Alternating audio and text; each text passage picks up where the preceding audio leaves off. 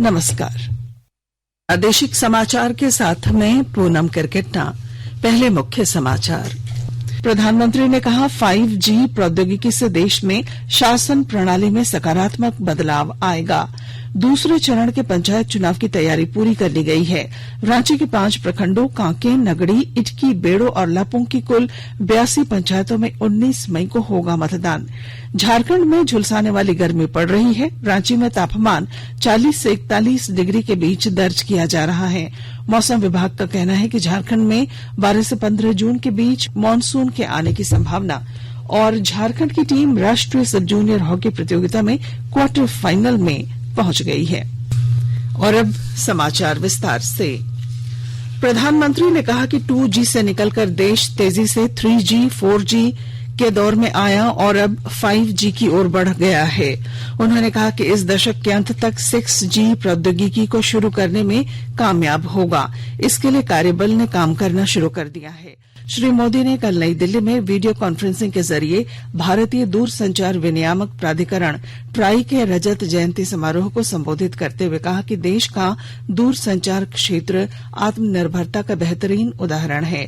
प्रधानमंत्री ने कहा कि 5G प्रौद्योगिकी शासन के काम में सुधार, लोगों के जीवन को सुगम बनाने और व्यापार को आसान बनाने में मदद करेगा। स्तर पर कनेक्टिविटी को आधुनिक बनाना ही होगा और इसकी बुनियाद का काम करेंगे आधुनिक इंफ्रास्ट्रक्चर का निर्माण, आधुनिक टेक्नोलॉजी का ज्यादा से ज्यादा इस्तेमाल।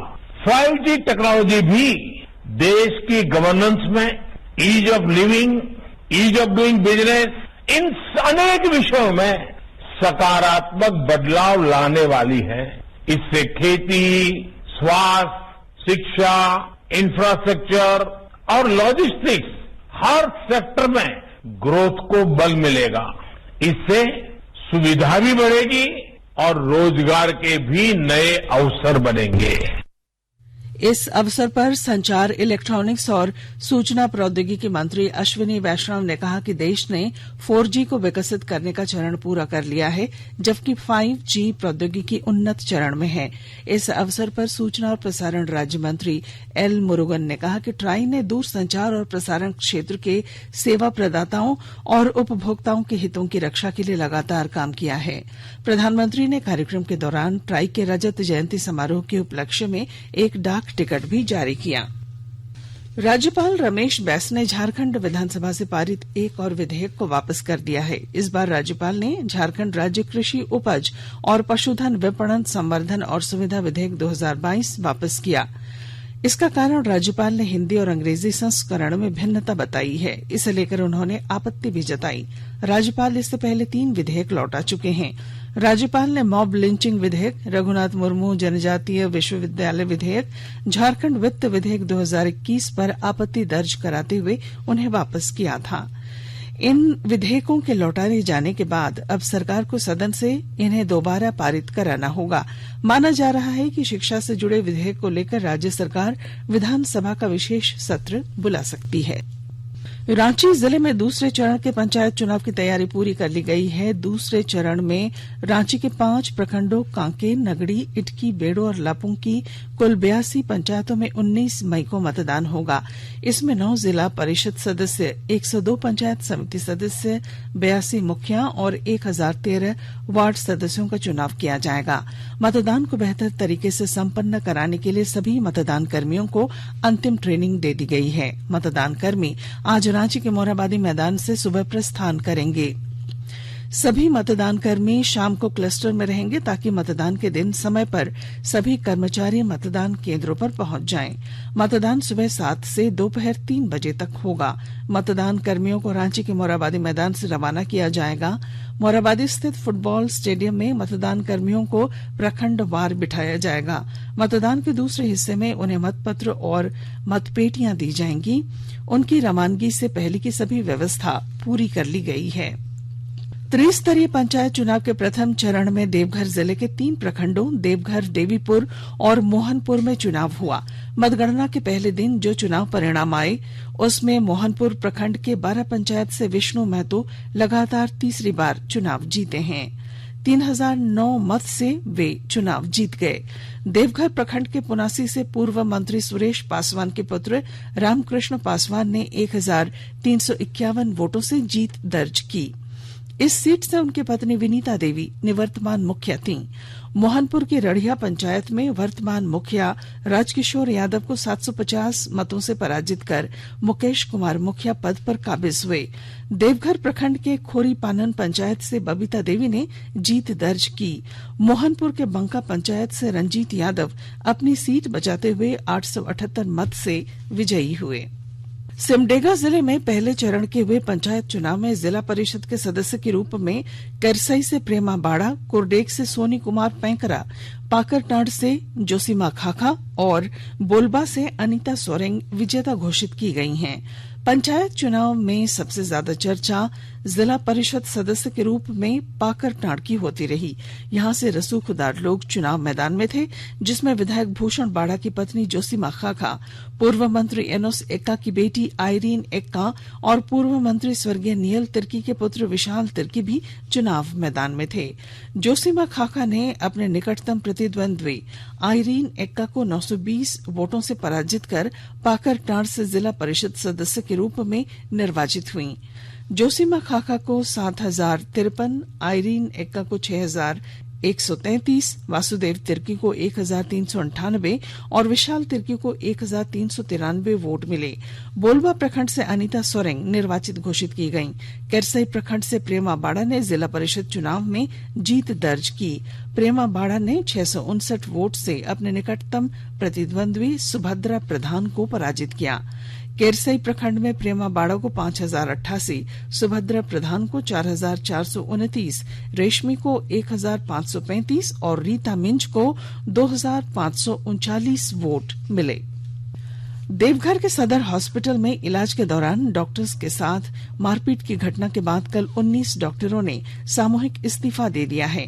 सिविल सर्जन को सौंपे गए पत्र में डॉक्टरों ने लिखा है कि जल्द से जल्द आरोपितों पर कार्रवाई नहीं की जाती है तो आंदोलन और तेज किया जाएगा। उनके समर्थन में आईएमए झारखंड भी उतर आया है। सेक्रेटरी डॉक्टर प्रदीप कुमार सिंह ने कहा है कि अगर कार्रवाई नहीं की जाती है तो राज्य भर में हड़ताल की जाएगी। आईएमए देवघर के अध्यक्ष डॉक्टर धनवंतरी तिवारी ने कहा कि घटना से हमारा मनोबल गिर गया है और ऐसी स्थिति में हम काम नहीं कर सकते। फिलहाल सरकारी और प्राइवेट दोनों ओपीडी ठप करने का निर्णय लिया गया है। वार्ता के बाद अगर कुछ निष्कर्ष निकलता है तो हड़ताल वापस ली जा सकती है। उल्लेखनीय है कि देवघर सदर अस्पताल में सुबह में ड्यूटी के दौरान डॉक्टर कुंदन कुमार के साथ मारपीट की गई थी। आकाशवाणी के ताजा तरीन समाचारों के लिए आप हमारी वेबसाइट newsonair.com पर लॉग ऑन कर सकते हैं। ताजा समाचार Twitter handle @AIR News Alerts और Facebook page all India radio news पर भी उपलब्ध है।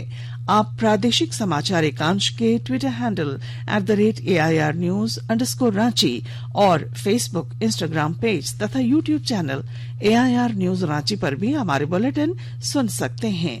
प्रादेशिक समाचार आप आकाशवाणी रांची से सुन रहे हैं और अब पेश हैं कोरोना से बचाव के कुछ संदेश। चलो मिलकर एक शुरुआत करें, चलो एक फैसला आज करें, मास्क नहीं तो ठोकेंगे, कोरोना को रोकेंगे, चलो एक वादा करते हैं, चलो कुछ वादा करते हैं, मास्क नहीं तो ठोकेंगे, कोरोना को रोकेंगे। भारत सरकार द्वारा जनहित में जारी। कोविड-19 से बचाव और सुरक्षित रहने के 3 उपाय। मास्क लगाएं, 2 गज दूरी है जरूरी, सुरक्षित दूरी रखें, हाथ और मुंह साफ रखें। प्रादेशिक समाचार में आपका फिर स्वागत है। झारखंड में झुलसाने वाली गर्मी पड़ रही है। रांची में तापमान 40 से 41 डिग्री के बीच दर्ज किया जा रहा है। ऐसे में लोगों को मानसून का बेसब्री से इंतजार है। मौसम विभाग ने कहा है कि झारखंड में 12 से 15 जून के बीच मानसून के आने की संभावना है। मानसून ने अंडमान सागर और बंगाल की खाड़ी के दक्षिणी हिस्से में दस्तक दे दी है। केरल में मानसून 27 मई तक पहुंचेगा। मौसम पूर्वानुमान में कहा गया है कि अगले 2-3 दिनों में पूरे अंडमान सागर, अंडमान निकोबार द्वीप समूहों, मध्य पूर्व बंगाल की खाड़ी में मानसून छा जाएगा। रांची मौसम विभाग ने कहा है कि राजधानी रांची में आने वाले दिनों में हल्के से मध्यम दर्जे की बारिश की वजह से लोगों को लू से राहत मिलेगी। अगले 24 घंटों में केरल, पूर्वोत्तर राज्यों और उत्तर के पर्वतीय राज्यों में बारिश होने की संभावना है। झारखंड के उत्तर पूर्वी क्षेत्र जैसे धनबाद, बोकारो, दुमका ज्यादा प्रभावित हो रहे हैं। इन जिलों में गर्जन के साथ हल्के से मध्यम दर्जे की बारिश देखने को मिल सकती है। छात्रों की मांग और रांची विश्वविद्यालय के कुलपति प्रोफेसर कामिनी कुमार के निर्देश पर छात्र संघ चुनाव नवंबर में कराया जाएगा। रांची विश्वविद्यालय के छात्र कल्याण संकाय अध्यक्ष डॉक्टर आर.के. शर्मा ने कल बताया कि कुलपति के निर्देश पर ये घोषणा की गई है। सरायकेला खरसावां जिले में बाल कल्याण समिति द्वारा शिविर लगाकर घरेलू हिंसा अधिनियम की जानकारी दी जा रही है। विस्तृत ब्यौरा दे रहे हैं हमारे सरायकेला संवाददाता। सरायकेला खरसावां जिले में बाल कल्याण समिति द्वारा शिविर लगाकर घरेलू हिंसा अधिनियम की जानकारी दिया जा रहा है। इसी कड़ी में बाल कल्याण समिति द्वारा आदित्यपुर नगर निगम क्षेत्र अंतर्गत राजकीय कृत मध्य विद्यालय परिसर में जागरूकता कार्यक्रम के जरिए जहां महिलाओं को घरेलू हिंसा से बचने तथा उसका विरोध करने के संबंध में जागरूक किया गया, वहीं बच्चों को घरेलू हिंसा अधिनियम का पाठ पढ़ाते हुए चाइल्ड लाइन हेल्पलाइन नंबर 1098 के बारे में जानकारी दी गई। बाल कल्याण समिति के जिला अध्यक्ष रोहित महतो ने बताया कि जिले में जागरूकता शिविर के जरिए महिला एवं बच्चों को घरेलू हिंसा अधिनियम की जानकारी दिया जा रहा है। मुसीबत पड़ने पर बच्चों को 1098 पर कॉल कर शिकायत दर्ज करने के लिए प्रेरित किया जा रहा है। गोलक बिहारी, आकाशवाणी समाचार, सरायकेला खरसावां। संक्षिप्त खबरें। देवघर नगर थाने के हाजत से ताला तोड़कर कल सुबह 2 कैदी भाग निकले। दुमका के फल और सब्जी कारोबारी भी कृषि बाजार शुल्क के विरोध में व्यवसायियों के राज्यव्यापी आंदोलन में शामिल होंगे। यह निर्णय कल देर शाम दुमका चैम्बर ऑफ कॉमर्स की थोक विक्रेताओं के साथ हुई बैठक में लिया गया। कोडरमा में त्रिस्तरीय पंचायत चुनाव को लेकर बनाए गए क्लस्टर में मूलभूत सुविधा बहाल नहीं किए जाने के आरोप में 3 मिडिल स्कूल के प्रधानाध्यापक को निलंबित कर दिया गया है। हॉकी। झारखंड की टीम राष्ट्रीय सब जूनियर हॉकी प्रतियोगिता में क्वार्टर फाइनल में पहुंच गई है। वहीं दूसरी ओर झारखंड की टीम ने 12वीं राष्ट्रीय सीनियर महिला हॉकी चैंपियनशिप में हरियाणा को 3-2 के अंतर से पराजित कर कांस्य पदक जीता। भोपाल में कल खेले गए इस मैच में विजेता टीम का प्रदर्शन शानदार रहा। झारखंड की ओर से दीप्ति टोप्पो ने 28वें मिनट में मिले पेनाल्टी कॉर्नर को गोल में बदलकर 1-0 की बढ़त हासिल की। पहले हाफ के खेल में झारखंड की टीम 1-0 से आगे रही। उसके बाद 40वें मिनट में एक और पेनाल्टी कॉर्नर किया, जिससे झारखंड की तेज तर्रार फॉरवर्ड अलबेला रानी टोप्पो ने गोल में बदलकर टीम को 2-0 से बढ़त दिलाई। तमिलनाडु के कोविलपट्टी में कल हॉकी इंडिया जूनियर पुरुष राष्ट्रीय चैंपियनशिप 2022 के पहले दिन झारखंड ने पूल जी के मैच में गोवा को 10-0 से मात दी। बिहार और अरुणाचल प्रदेश ने भी अपने अपने पूल मैच जीते। पूल ई के पहले मैच में बिहार ने असम को 11-1 से और इसी पूल के दूसरे मैच में अरुणाचल ने जम्मू कश्मीर को 5-0 से हराया। और अब अखबारों की सुर्खियां। राज्य से प्रकाशित होने वाले लगभग सभी अखबारों ने राज्य में झारखंड हाईकोर्ट में सुनवाई के दौरान ईडी के उस बयान को आज प्रमुखता से प्रकाशित किया है जिसमें मनरेगा घोटाले के पैसों को शेल कंपनियों में लगाए जाने की बात कही है। दैनिक भास्कर ने लिखा है, ईडी ने कहा 32 शेल कंपनियों में लगे हैं अफसरों और नेताओं के पैसे।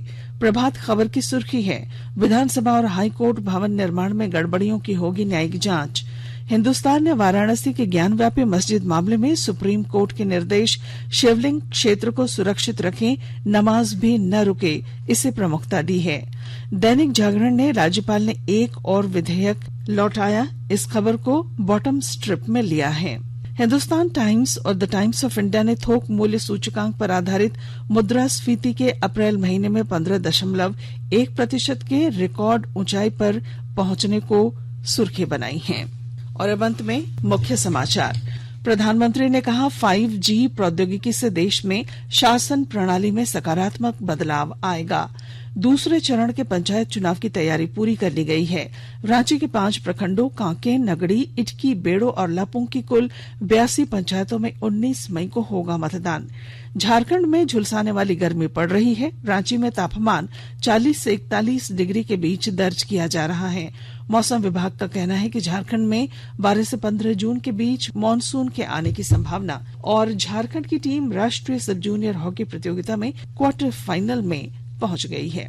और इसके साथ ही आकाशवाणी रांची से प्रादेशिक समाचार का ये बुलेटिन समाप्त हुआ। नमस्कार।